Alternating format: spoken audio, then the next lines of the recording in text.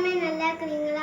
இன்னைக்கு நம்ம குட்டீஸ் கிச்சனில் இந்த முட்டையெல்லாம் பொரிக்க போகிறோம். முட்டை வறுவல் இன்னைக்கு இந்த முட்டையெல்லாம் வறுவல் பண்ண போகிறோம். அதுக்கு தேவையான பொருள் என்னென்ன பார்க்கலாம்.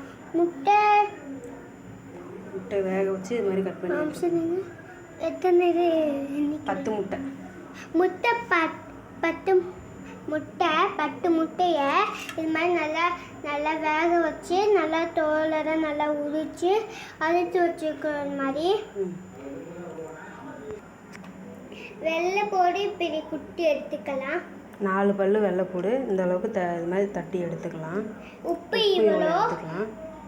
பெருங்காய பொடி, மஞ்சள் பொடி, கருவேப்பிலை, மல்லித்தழை இது எல்லாத்தையும் எடுத்துக்கலாம்.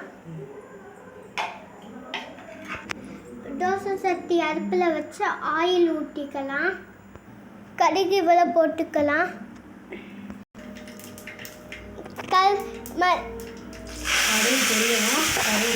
இந்த அளவு வதங்கவும் உப்பு வெள்ளைப்பூடு எல்லாத்தையும் போட்டுக்கலாம். வாசனை சூப்பராக வருதா? வாசனை சூப்பராக வருதுமா. கிண்டிக்கலாம். நல்லா இந்த அளவுக்கு வறுத்துக்கலாம். இன்னும் நல்லா வறுக்கணும். இந்த அளவு வறுக்கவும் வீட்டில் வச்ச மசால் பொடி போட்டுக்கலாம். இவ்வளோ மசால் பொடி போட்டுக்கலாம். அப்போதான் நல்லா வாசமாக இருக்கும். அடுப்பை சிம்மில் வச்சுக்கலாம், இல்லைன்னா கருகிடும். நல்லா வதக்கிக்கிட்டு சட்டியில் நல்லா எல்லா பக்கமும் வர மாதிரி வச்சுக்கணும். வாசனை செம்மையாக வருதுமா. இப்போ இந்த முட்டையை போட்டுக்கலாம். முட்டை எல்லாத்தையும் எல்லா பக்கமும் வச்சுக்கலாம்.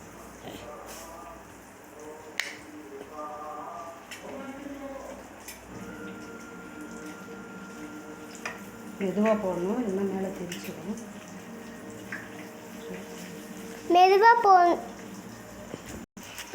போடணும், இன்னும் மேலே தெரிச்சிடும். இது மாதிரி எல்லாத்தையும் எடுத்து லைனாக அடுக்கிக்கலாம். இப்போ இது மாதிரி நல்லா முழுன்னு வரணும். கட்டு ஒன்று திருப்பி போட்டுக்கலாம். எல்லா முட்டையும் இது மாதிரி திருப்பி போடணும். எல்லாத்தையும் இது மாதிரி பெருத்தி போட்டுக்கலாம். அம்மா வாசனை செம்ம சூப்பராக வருதுமா. அதாம்மா ரெடி ஆகும். சாப்பிடும் போலே இருக்குதுமா. அடுப்பு கொஞ்சம் ஸ்வீட்டாக வச்சுக்கலாம். ரொம்ப ஸ்வீட்டாக வச்சா கருகி போயிடும். இப்போ சாப்பிட்றதுக்கு நல்லா இருக்காது.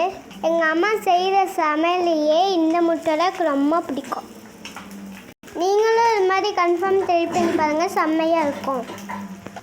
இந்த அளவு ரெடியாகவும் இறக்கிக்கலாம். முட்டையை தான் ஒரு கிண்ணத்தில் எடுத்து போட்டுக்கலாம். மாற்றி எடுத்து வச்சுக்கலாம். அம்மா இறக்குறாம்மா, சோறு ஃபஸ்ட்டாக வைக்கணும். சரிம்மா.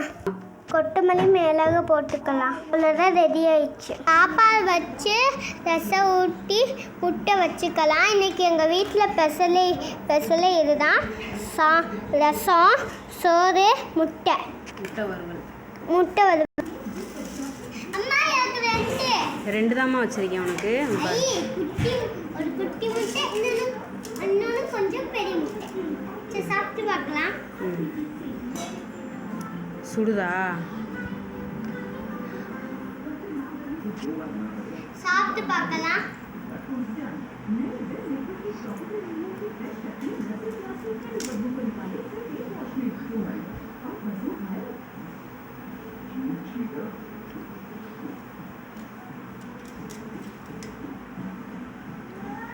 சூப்பரா இருக்குது. நீங்களும் என்ன ட்ரை பண்ணி பாருங்க. மறக்காம லைக் பண்ணுங்க.